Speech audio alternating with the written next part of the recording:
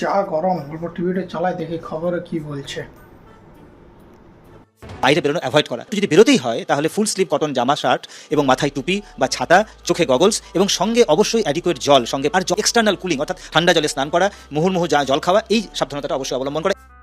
রোদ গরম আমাদের কিছু নাই বল, লাগবে কেন? মাকে তো ওর বাবা মা পাথর দিয়ে তৈরি করে পাঠাচ্ছে, রক্ত মাংস বললে তো কিছু নাই।